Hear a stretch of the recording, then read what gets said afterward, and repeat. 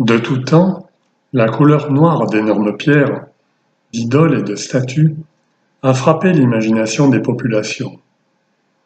Les Vierges noires ont provoqué, elles aussi, dès leur apparition au Moyen Âge, une mystérieuse attirance des foules de fidèles et de pèlerins.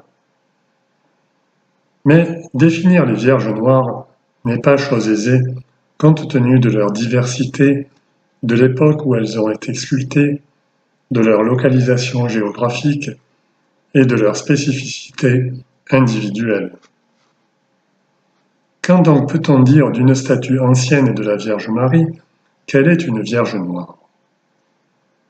Si l'on questionne des personnes qui ont eu la chance de voir et d'admirer quelques Vierges noires au sud de la France, dans leur sanctuaire, leur église ou leur chapelle, et qu'on leur demande de définir une Vierge noire, elles ont une réponse presque unanime.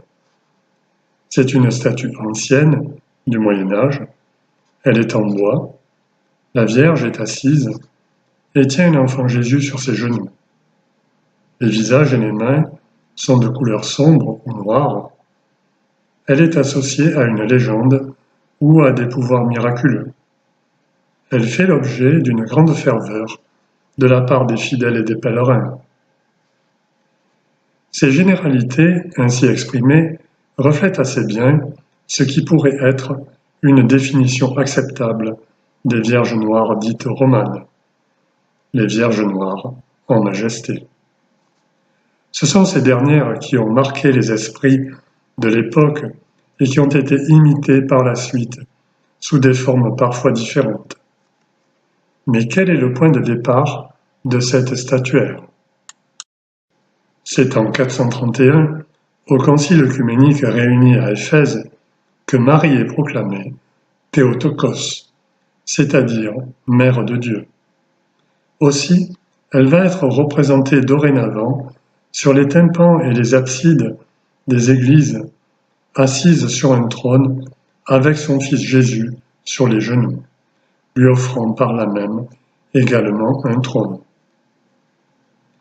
Ces Vierges noires ont une véritable unité de conception romane, qui traduisent par l'image un fort message de foi pour des populations alors en grande partie illettrées, et qui ont participé à bâtir des traditions de grands pèlerinages populaires de sanctuaire en sanctuaire. Compostelle, Rome, Terre Sainte.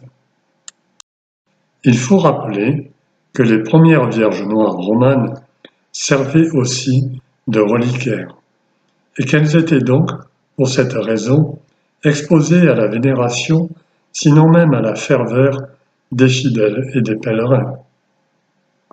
Ces statues étaient destinées à être transportées en procession dans les églises qui les abritaient, mais aussi à l'extérieur, ou même d'église en église.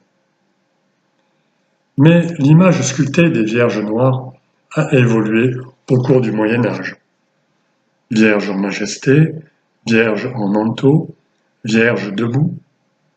Cette évolution s'est poursuivie ultérieurement pour s'orienter d'abord vers des Vierges polychromes, puis vers des Vierges de couleur claire, surtout à partir du XIXe siècle.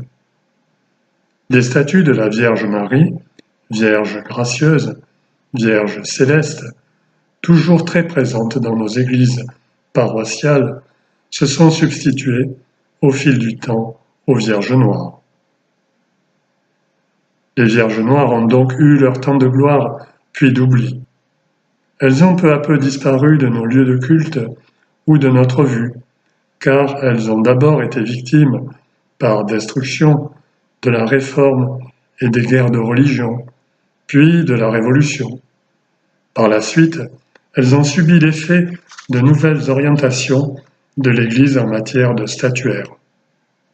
Si l'on tient compte donc des origines des Vierges noires, de leur histoire, de leur évolution et des traditions qui leur sont rattachées, on peut tenter de donner, de ces statues, une définition globale. Effigies féminines qui figurent la Vierge Marie et appartiennent à l'origine à l'iconographie du Moyen Âge, ainsi qu'à l'art roman.